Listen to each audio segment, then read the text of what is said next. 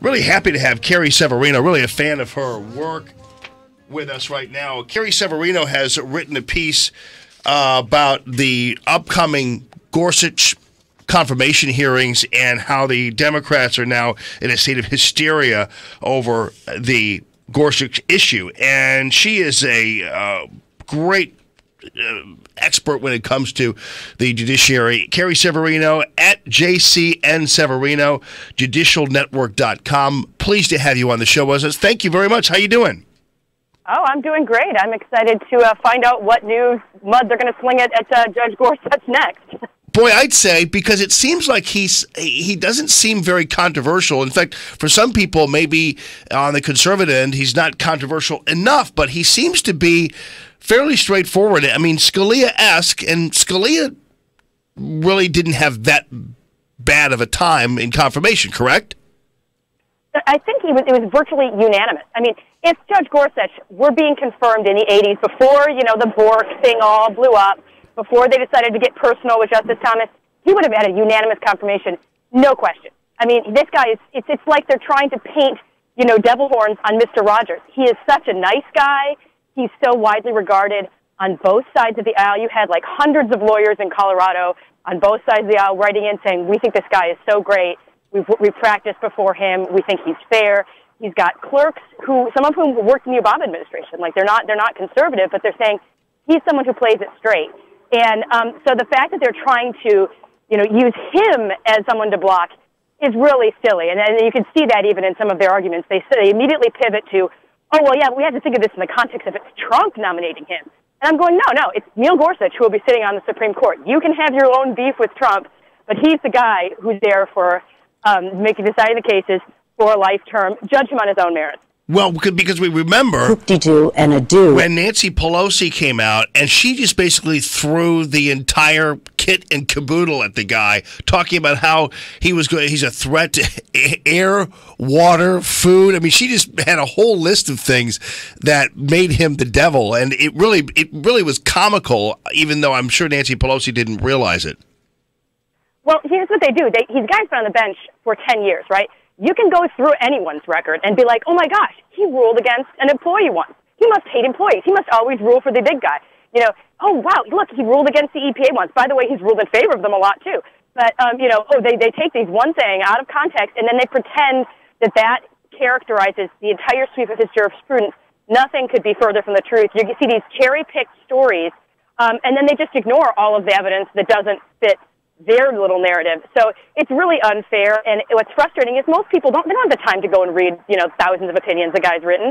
But a lot of people, and this is part of the reason that the extreme left still has their hair on fire, because they're listening to people who are basically telling them these lies, and they assume, oh yeah, this guy wants to dismantle the EPA, and he wants to throw poor old women on the street or something. I mean, this is crazy, but it's discouraging to see the kind of partisan level of politics amped up so high. Right, and certainly you call this ritualized hysteria over Republican Supreme Court nominees, and it seems to be the case, and they just bring out their usual stockpile of, cut and paste type of accusations they're going to make. And this article that Carrie wrote, we have up there on the electric stove for you. And keep in mind, I'm so impressed by your background, Carrie Severino. She's, first of all, the Chief Counsel and Policy Director of the Judicial Crisis Network, and not only graduate of Harvard Law School and Duke University, but also has herself filed briefs in Supreme Court cases. So Carrie Severino knows a little bit about how things operate. And in your judgment, when it comes to your involvement with the Supreme Court, it seems to me that Gorsuch is really a perfect fit for this particular court and is no different really in terms of his style than people who have come before him necessarily, right?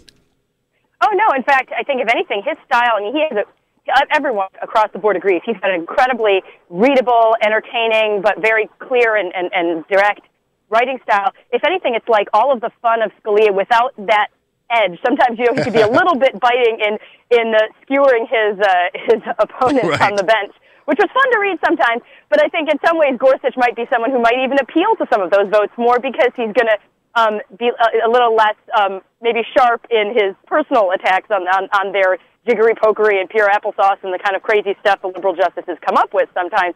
But so, yeah, he is going to be a absolute shoo-in, I think, for the court. There's no question he's going to be confirmed. The real question is how much fools of themselves the Democrats try to make in the process. Again, they're trying to just stop everything they can and drag their heels on everything they can do in this administration. This is why we still don't have a full cabinet, in place. It's ridiculous. But they, I don't think they're going to succeed in the end. I think it's just a matter of the Republicans maintaining their form and pushing forward and saying, you know what, we're not going to play these games. This guy does not deserve to be dragged through the mud like you're trying to do. Yes, I love your comparison to Scalia and the entertainment factor there without the bite. And I'm kind of going off a little bit subject here, but to the Supreme Court itself. And you touched on something I find fascinating about the Supreme Court, especially now that we're able to actually listen in on some of the cases when they are asking questions and the recordings and things like that.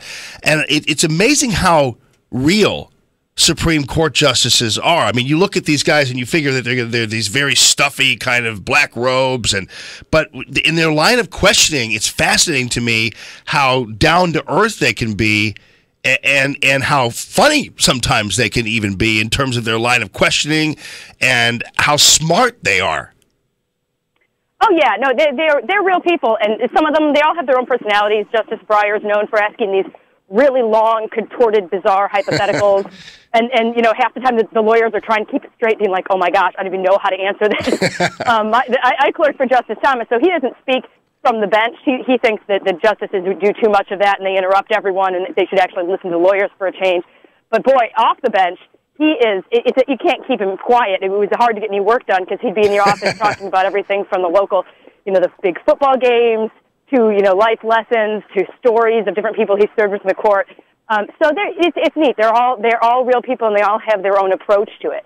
Even in their lack of statements, they are making a statement. And as you point out, so it's true that Justice Thomas, he has never spoken a word, has he, while on the bench, right? Well, that's not quite true. If you listen to what the way that most media treats it, it sounds like he hasn't. Actually, when he first came on the bench, he did ask more questions. But he'll point out, too, when he first came on the bench, and now it's been over 25 years, so that the culture has changed a little bit. But he said you could go through a whole day of hearing 4 cases, because they even heard more cases back then, and you wouldn't hear anyone necessarily interrupt anyone to ask a question. So it's really changed a lot because the justice, partly maybe Justice Scalia, he used to be a law professor, he likes to talk and ask questions, and now it's so much they interrupt each other's own questions. You can't even answer one question, and they're interrupting you to answer the other question. So he thinks it's gotten very uncivil. But he does, he's asked questions every once in a while. Right after Justice Scalia died, he asked a question that I think he felt that Scalia might have brought up because no one was touching on the Second Amendment implications of a case to the right to bear arms, and he said he had to kind of go there. It's like, you know what, someone's got to stick up for this stuff. So, right. But he's pretty quiet for the most part, from the bench at least. Right. Well, love it. Carrie Severino, thanks so much for sharing, and thanks for cutting through it all for us. JudicialNetwork.com, and you can follow Carrie Severino at JCN Severino right there on Twitter. So thanks for your time.